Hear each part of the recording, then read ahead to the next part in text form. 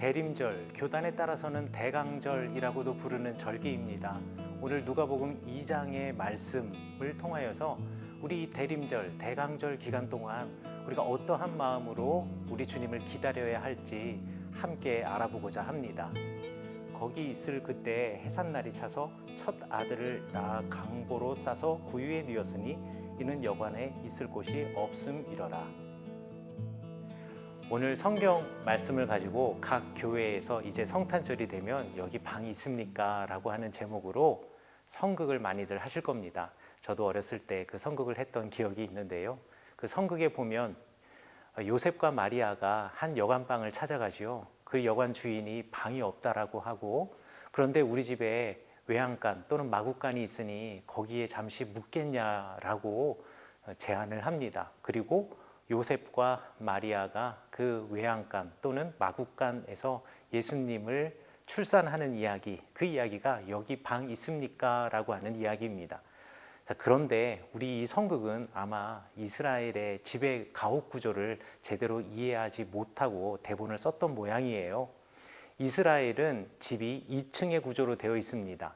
그리고 2층에 1층은 마구간으로 사용했습니다. 이유는 난방의 문제를 해결하기 위해서예요.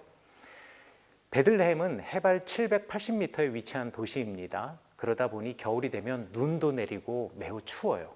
그러면 이 난방의 문제를 해결해야 하는데 주변의 난방의 문제를 해결할 만큼 충분한 나무가 있지 않습니다. 그러다 보니 1층 마구간에 가축을 이렇게 모아놓고 그 가축의 체온으로 공기를 따뜻하게 데피는 방식이고요. 그러다 보니 1층과 2층 사이에 완전히 밀폐되어 있다기보다는 뚫려 있는 공간이 있어서 따뜻한 공기가 위로 올라갈 수 있도록 만들어 놓습니다. 독립된 공간도 아니고요. 2층에 있는 사람들은 1층에서 무슨 일이 벌어졌는지 모두가 알고 있거든요. 자, 그렇다면 만약에 여러분이라면 어떻게 하셨겠습니까? 부부가 왔는데요. 그 부부 중에 한 여인은 만삭입니다. 언제 출산, 아니 오늘 밤에 출산을 한다고 해도 뭐 전혀 이상할 것 없는 여인이 와서 방이 있냐고 물어보고 있는데 여러분이라면 어떻게 하시겠습니까? 여러분이 이미 돈을 지불했고 이미 그곳에 여러분의 짐을 풀었습니다.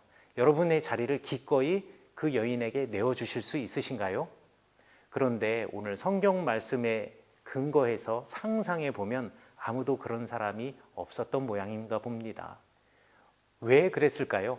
이 자리는 내 돈을 주고 내가 산 곳이기 때문에 나는 그럴 권리가 있고 나는 그럴 수 있다라고 생각했기 때문에 그랬던 것은 아닐까요?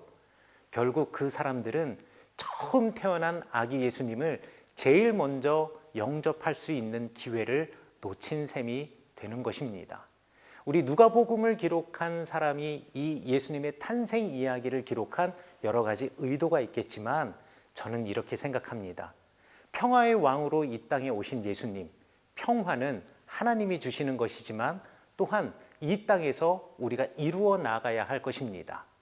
평화를 이루기 위해서는 나의 희생과 나의 헌신 그리고 나의 섬김이 필요합니다. 오늘 나만을 위해서 살아가는 이 세상에서 하나님께서는 이 누가복음 2장 예수님의 탄생의 이야기를 다시금 기억하게 하면서 오늘날 나는 어떠한 사람인가를 되돌아보게 하시려고 하셨던 것은 아니었을까요?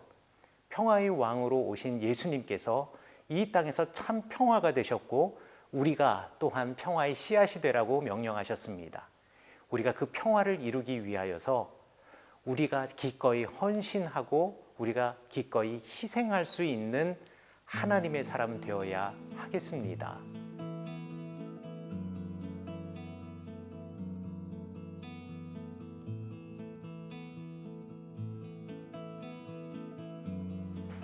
지금이라도 늦지 않았습니다. 여러분들이 묵고 있는 그 편안한 자리 2층에서 내려와 1층에 계신 예수님 그리고 요셉과 마리아를 여러분의 자리로 모시는 여러분 되시기를 간절히 축원합니다.